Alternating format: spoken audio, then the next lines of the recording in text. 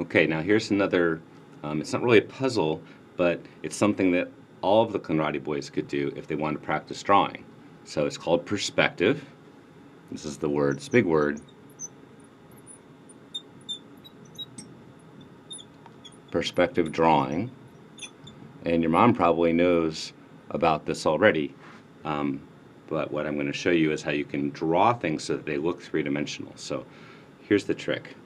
You've probably seen this before, where if you're trying to draw a box, you can do one square, right? And you can draw another square, shifted like this, and then connect the corners. And that kind of looks like a box as long as you erase, or as long as you know that some of the lines are actually in front of the other lines.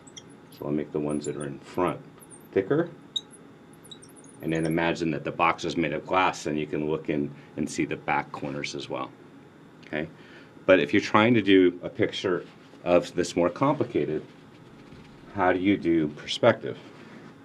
How do you make things look three-dimensional? So one trick is to draw a line on top like this. This is called the horizon. So imagine the sun is setting here, okay? This is the horizon, and then what we're going to do is we're going to draw whatever picture we wanted to draw. So let's say it's a picture of a building. Here's, maybe it's a house, and there's the chimney, right?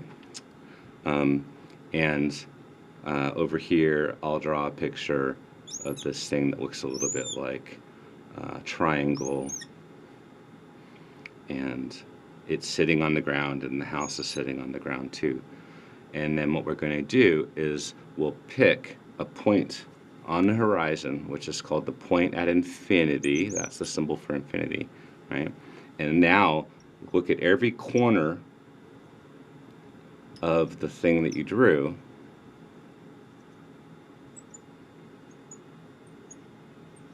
and then think about, draw really lightly the line that goes to that point at infinity.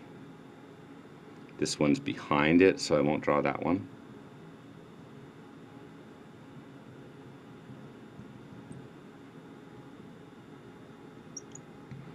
Okay, now that I've got all those lines, every point that I can get to the point of infinity without going through something that's solid, I'll draw like that.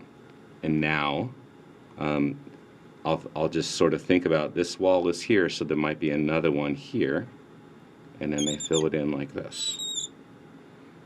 The chimney is only going to go back a little bit, right? So I'll draw it like this. It's got this little line that's going like that.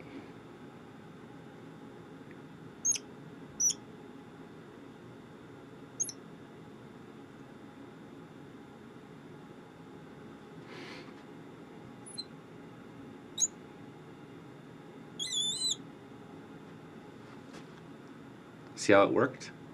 Okay, so the things that we sort of, by making the lines in this different way, you can make something look like it's three-dimensional. Let's see if I can do another one that's better.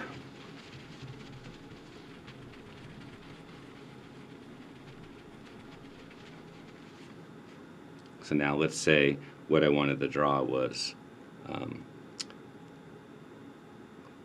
Holt, letters for Holt. So there's H, there's an O, an L, and a T. Okay, so what I'm going to do next, right, is I draw a straight line from every corner to that point in infinity. Ready?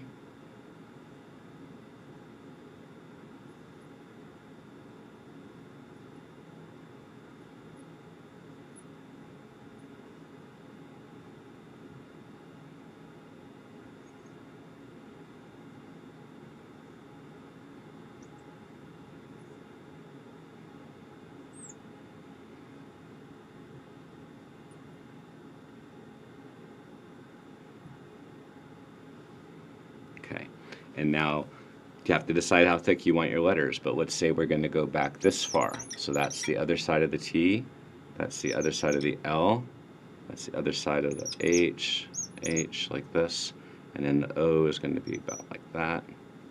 And now I go down, connect these. This one goes back about that far, and then it goes up. Might have messed that up a little bit. Let's do this part again. T. Up like that. Okay. Here's this part of the L. This drops down there. There's that part of the L. The L is about this thick, right? So we have, looks like that. Here and here. This drops down. That closes this way.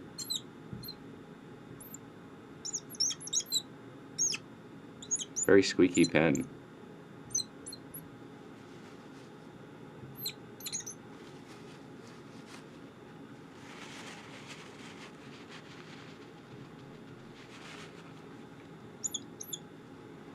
Okay, and so now after you're done, if you made the perspective lines nice and light, then you'll be able to erase them afterwards. Okay. And see how it makes it look kind of like it's three-dimensional letters? It's like even better than bubble letters, right? Because of the way that it looks like it's going off into the distance.